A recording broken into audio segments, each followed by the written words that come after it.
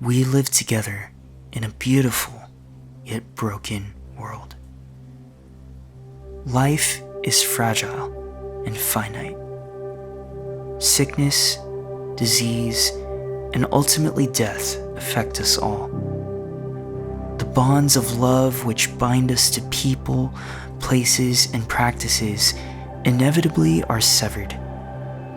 Therefore, try as we may, we cannot avoid grief and loss. Creation, despite its many wonders, groans through weather events, heat waves, floods, and wildfire wreaking havoc around the globe. The natural world longs for its redemption from humanity's lack of care and, worse, abuse of its resources. And the more things change, the more it feels like they stay the same. Political divisions eclipse political solutions. Religious differences separate us rather than bring us together. Long-held prejudices based on variances in skin color, ethnicity, and gender prove hard to break or put aside. Corruption and injustice repeatedly mar humanity's best ideas and efforts in the name of progress. Before the polarization of communities, the isolation of individuals, and the untended wounds of creation, there is the temptation of disengagement. Perceiving the immensity and complexity of it all, we can choose to step back. And should we surrender to the rising sense of futility about the future, our apathy soon weaves itself into a self-protective cocoon of cynicism.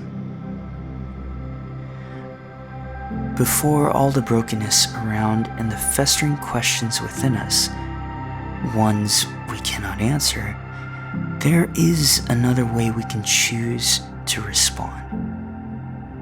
We can choose to lament. To lament is not to hold back, but to openly express our grief and sorrow. It is to articulate the frustration, to vent the anger, to raise the questions, and to confess our doubts even as we challenge the status quo. Lament is an exercise of spiritual agency, an expression of an active, engaged faith rather than a passive, resigned one. It is to cry out in the conviction that this life is not the way it is supposed to be. It is to defiantly believe in a better world that is not only possible, but promised to us. It is to look beyond the limit of ourselves and reach out to the God who takes the responsibility for setting things right. It is an articulation of hope that loss, suffering, injustice, and death cannot and will not ultimately have the last word. Hope in the God who beckons to look inside an empty tomb and view everything through the lens of resurrection. Oftentimes, the greatest threat born out of suffering and loss is not only the physical pain it produces, it is the way grief and loss make us feel like powerless victims, destroying our sense of personal integrity and moral agency. Many work hard to deny, to hide from, to try to kill this deeper pain we experience within. But to do so is to sever one of the most sacred links of relationships to people and to place, that we are all in this together. The practice of lament enables us to go beyond feeling sorry for ourselves and to recognize our solidarity with our brothers and sisters. Rather than grinning and bearing the toils and snares of this life alone, we choose to stand with each other.